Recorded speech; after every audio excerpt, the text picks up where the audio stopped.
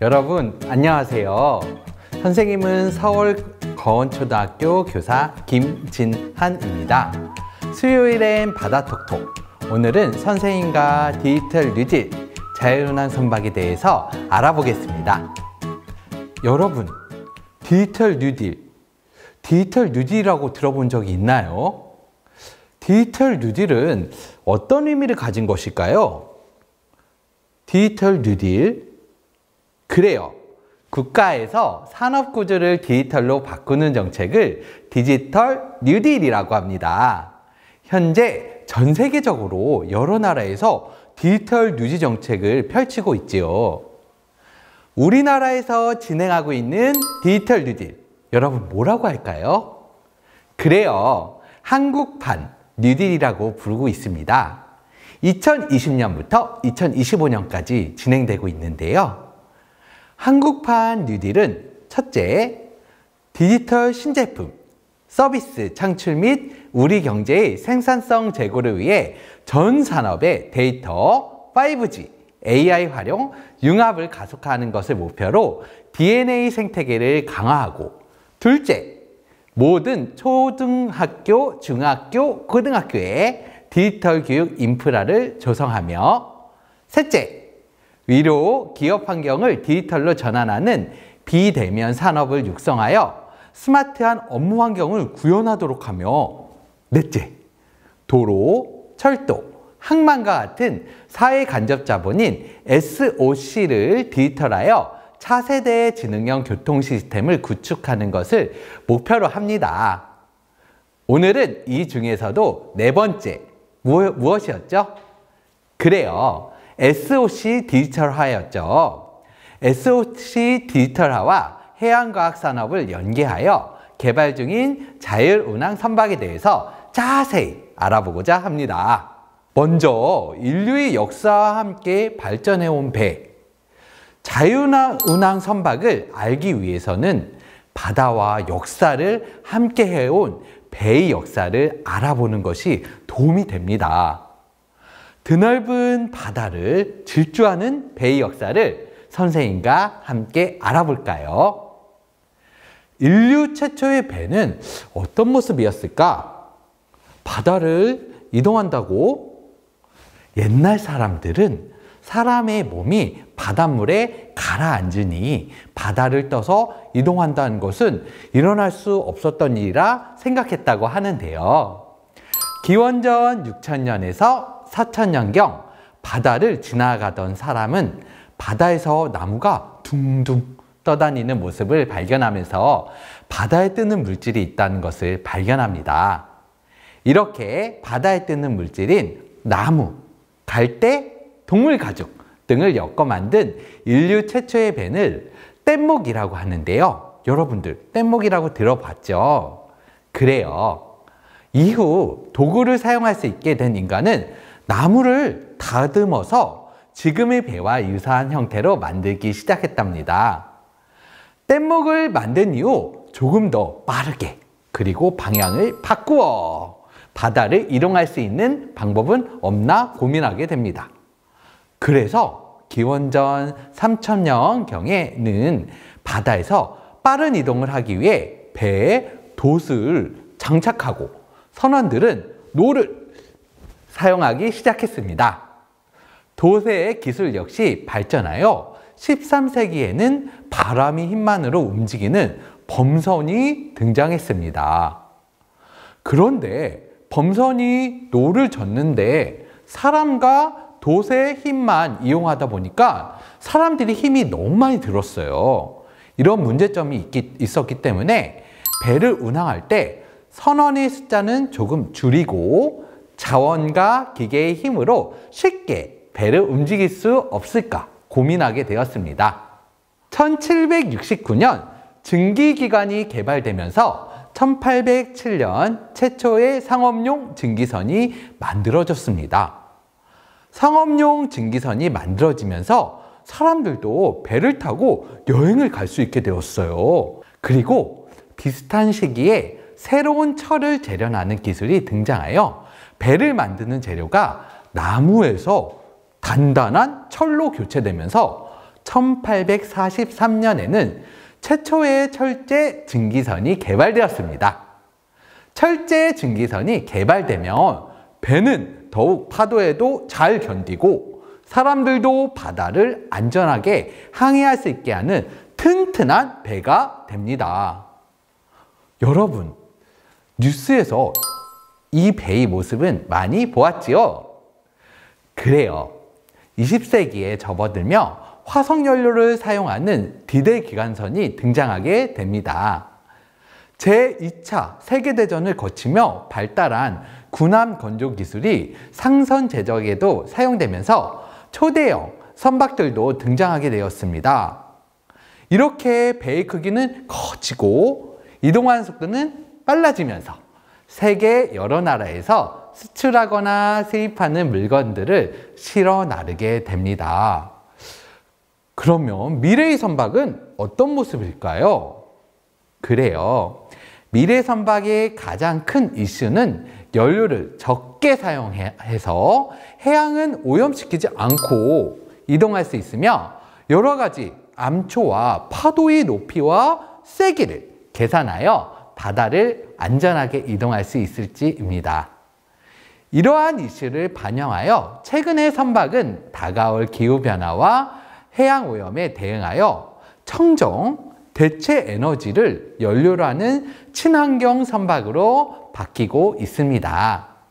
그리고 인공지능, 빅데이터, 사물 인터넷을 접목한 자율운항 선박의 개발도 이루어지고 있습니다.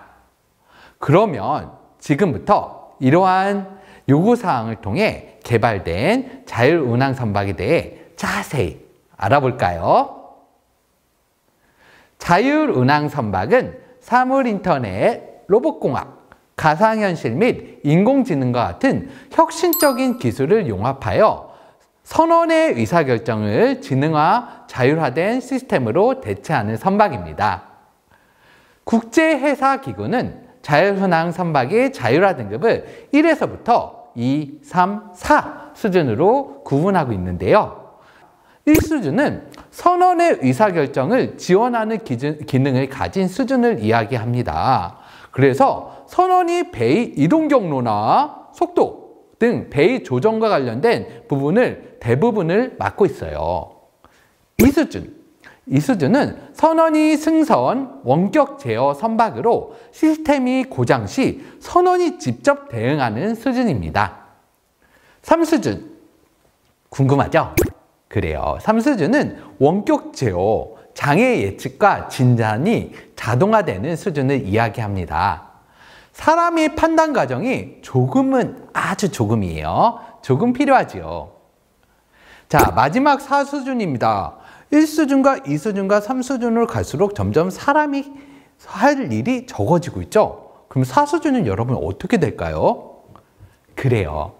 4수준은 완전 무인 자율 운항이에요. 사람이 도움이 크게 필요가 없습니다.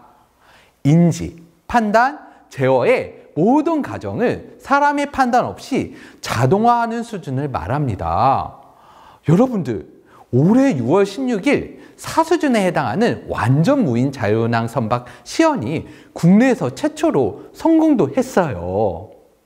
자, 그럼 이번에는 자율운항 선박의 시스템에 대해서 한번 알아볼까요? 자율운항 선박은 자율 시스템과 원격 제어 시스템으로 구성됩니다. 자율 시스템은 또 자율항해 시스템과 자율기관 시스템으로 분류할 수 있어요.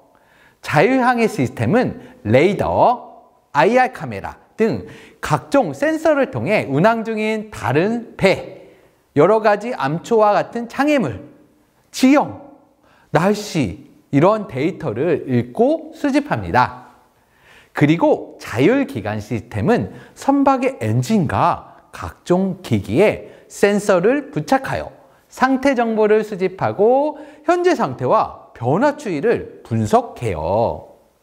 고장 발생 전 분석한 빅데이터를 통해 사고를 미리 예측하여 사전에 정비하거나 사고에 대처할 수 있도록 함으로써 운항 정지 시간을 줄이고 운항 효율을 높여요. 와, 대단하죠? 원격 제어 시스템입니다.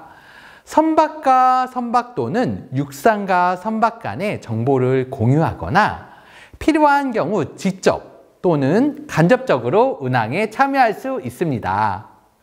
항해 중인 선박은 운항 환경에 대한 세부적인 정보를 주변 선박과 실시간으로 공유함으로써 잠재적인 위험 요소를 사전에 피할 수 있겠죠. 지난해 우리나라 한 기업에서는 25만 톤급 벌크선에 카이스트와 개발한 항해 지원 시스템을 탑재했는데요.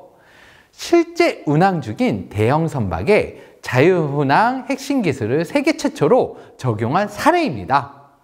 이 시스템을 무엇이라고 보는 친구 있나요? 자, 5, 4, 3, 2, 1. 그래요. 이야, 맞춘 친구가 있을 것 같아요. 그래요. 이름은 하이나스라고 부르는데요. 하이나스는 인공지능이 선박 카메라를 분석해 주변 선박을 자동으로 인식하고 충돌 위험을 판단해서 증강현실을 기반으로 항해자에게 알리는 시스템입니다. 이 외에도 이저반 시 주변을 한눈에 보여주는 이저반 지원 시스템과 디지털 트윈 선박 플랫폼을 개발하였습니다. 또한 자율운항 솔루션과 항해 보조 시스템을 담당하는 신규 법인을 설립하는 등 차세대 선박 기술 확보에 박차를 가하고 있습니다. 정말 대단하죠. 이제까지 우리가 국내의 사례에 대해서 알아보았죠. 이번에는 세계의 여러 나라들은 자율운항 선박을 어느 수준까지 개발하였는지 한번 알아볼까요? 해양 선진국들은 일찌감치 자율운항 선박을 해양산업의 새로운 패러다임을 선도할 기술로 여기고 개발에 나서기 시작했어요. 현재 자율운항 선박 개발에 가장 앞장서고 있는 나라가 어디일까요? 그래요. 유럽연합을 꼽을 수 있는데요. 국가 및 기관 간 폭넓은 협력을 통해 가장 앞선 개발 속도를 보이며 시장을 장악하려는 노력을 기울이고 있답니다. 유럽연합 중에서도 그러면 한번 다른 나라들 또 알아볼까요? 알아볼 나라는 노르웨이와 핀란드예요. 먼저 노르웨이부터 이야기하겠습니다. 자, 이 두 나라는 연안해운이 발달해 첨단 조선 분야에서 세계 최고 수준의 기술을 보유하고 있습니다. 특히 노르웨이에서 개발 중인 비료 운반선, 이름이 좀 어렵습니다. 야라 버클랜드. 야라 버클랜드는 현재 전 세계가 가장 주목하고 있는 자율운항 선박 개발 프로젝트 중 하나라고 말할 수 있어요.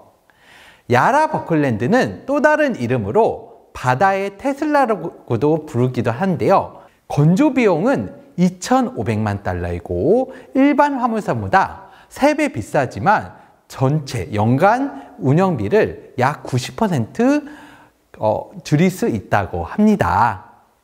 핀란드에서는 지난해 승객 80여 명을 태운 세계 첫 완전 자율운항 여객선 팔코가 핀란드 남부 발트해 연안에서 시험 운항을 성공적으로 마쳤습니다.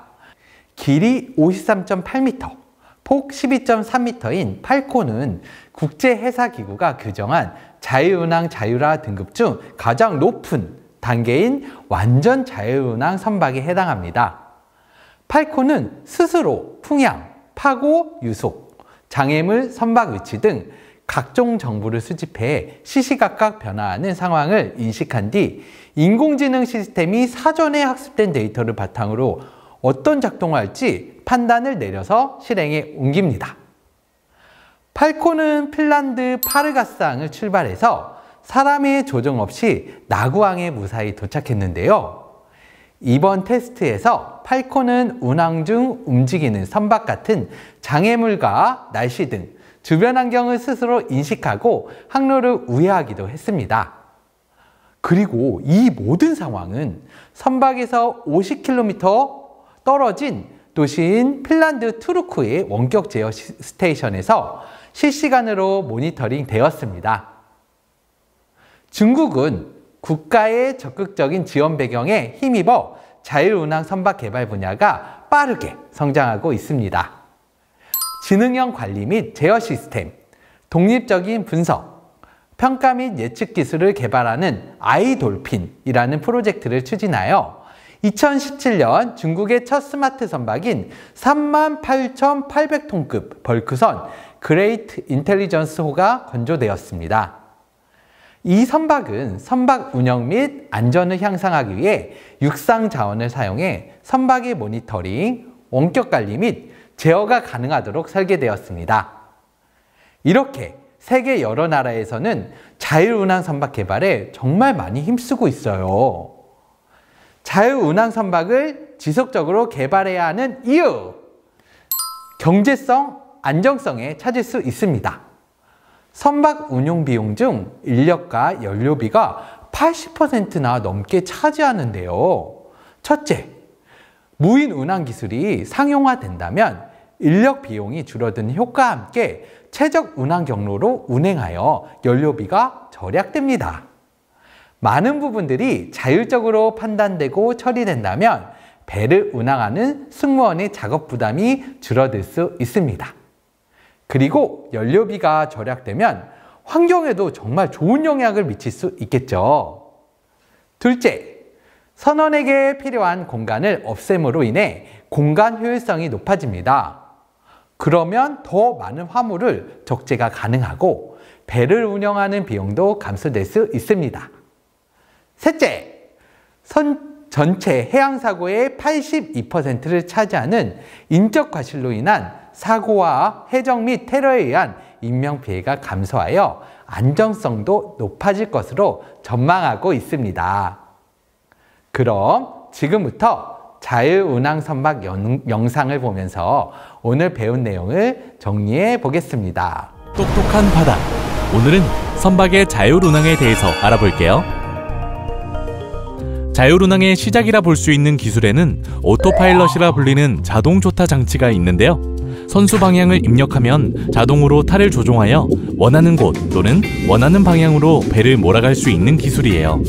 하지만 오토파일럿 장치는 선장이 정한 항로를 따라 중심을 잡고 자동으로 나아갈 수는 있지만 순간순간 변화하는 해양 환경에서 항해 중에 발생할 수 있는 돌발 상황에 대처하기 위해 항상 항해사나 조타수가 지켜보며 설정을 수정해줘야 하는 어려움이 있어요. 이런 문제들을 해결하기 위해 최근에는 인공지능 기술을 기반으로 한 자율운항 선박이 새롭게 개발되고 있는데요. 인공지능 시스템이 GPS, AIS, 적외선 카메라, 라이다, 레이더 등으로 주변 상황을 분석하고 장애물, 인접한 선박, 해양 환경 등을 고려하여 안정적인 항로를 스스로 정한다고 해요. 그리고 한번 출항하면 먼 바다를 항해하는 선박의 특성상 운항 중 고장이 날 경우 운항 스케줄에 영향을 줄 뿐만 아니라 안전에도 문제가 생길 수 있는데요. 이를 사전에 방지하고 예방하기 위해 빅데이터에 기반한 자율 선박 진단 시스템을 갖추고 있어요. 실제로 2018년 핀란드의 국영해운사 핀페리와 세계적 회사인 롤스로이스가 협력하여 개발한 여객선 팔코호는 80여 명의 승객을 태우고 핀란드 남부 발트해 연안에서 세계의 첫 완전 자율운항을 성공적으로 마쳤는데요. 선박에서 약 50km 떨어진 도시인 핀란드 투르크의 원격 제어 스테이션에서 실시간으로 모니터링만 진행했을 뿐인데 팔코가 움직이는 선박 같은 장애물과 날씨 등 주변 환경을 스스로 인식하고 이에 맞춰 항로를 우회하기도 하며 안정적으로 운항했다고 합니다. 정말 놀랍죠? 이런 분위기 속에서 핀란드 외에도 노르웨이, 일본, 중국 등 세계 여러 나라가 자율운항 기술 주도권 확보를 위해 치열하게 경쟁하고 있는데요. 그렇다면 자율운항 기술력을 갖춘 선박은 어떤 장점이 있을까요? 먼저 수집된 데이터를 인공지능이 분석하여 변화하는 주변 환경에 적절히 대처할 수 있어서 인적 요인에 의한 사고를 예방하고 연료비를 절감하는 등 기존 선박보다 월등한 경제성 확보가 가능해요. 선박의 공간 활용성도 훨씬 좋아져요. 항해를 위한 최소한의 인원만 탑승하거나 무인선으로 운항 시 기존 선박에서 선원의 일상생활을 지원하던 공간 등에 화물을 더 실을 수 있고요. 마지막으로 안정성이 크게 향상되었는데요. 특히 위험분쟁 지역 등에 무인 자율운항 선박이 투입되면 인명피해 위험성이 크게 개선될 수 있겠죠? 우리나라는 세계적인 IT 강국이자 조선 강국으로 자율운항 분야에서도 높은 기술력을 자랑하는데요. 대표적으로 무인선 아라곤 3이 있어요. 지난해 12월 무인 선박 해상 시연 행사에서 선보인 아라곤 3은 스스로 주변 상황을 인식해서 장애물을 피하는 자율운항 기능과 더불어 육상에서 무인 선박을 조정할 수 있는 원격 조정 기능과 각종 단속 장비까지 갖춘 빈틈없는 스마트한 무인선이에요. 앞으로 무인선이 연안 정찰이나 불법 조업 감시, 해양 환경 조사, 구인 군환 등 다양한 분야에서 폭넓게 활용될 수 있을 거라고 하니 기대해봐도 좋겠죠? 뿐만 아니라 우리나라는 기존의 조선 강국 입지를 더욱 강화하기 위해 2030년까지 자율운항 선박 세계시장 50%의 점유를 목표로 자율운항 선박의 개발과 보급에 박차를 가하기로 했는데요. 해양수산부는 산업통상자원부와 함께 올해부터 2025년까지 6년간 총 1,603억 원을 투입하여 지능형 항해 시스템, 기관 자동화 시스템, 자율운항 선박 성능 실증센터 구축 및 관련 기술 개발 등을 추진한다고 합니다. 조선업계는 자율운항 선박이 상용화되는 2025년쯤 전 세계 선박 관련 기자재 시장 규모가 1,550억 달러, 우리 돈 약 186조 원에 달할 것으로 전망하고 있다는데요. 4차 산업혁명의 중요 기술인 모빌리티 혁명, 그 중에서도 자율운항 기술을 선도하는 대한민국, 정말 대단하지 않나요? 전 세계 바다를 누비게 될 메이드 인 코리아의 자율운항 선박, 빨리 보고 싶네요. 자율운항 선박은 미래의 이동수단으로 새로운 패러다임이 될 것 같습니다. 하루빨리 자율운항 선박을 타고 아름다운 바다를 건너며 여행할 수 있는 날이 오기를 기대합니다. 수요일엔 바다톡톡. 지금까지 수업을 열심히 들어주어서 감사합니다. 안녕히 계세요.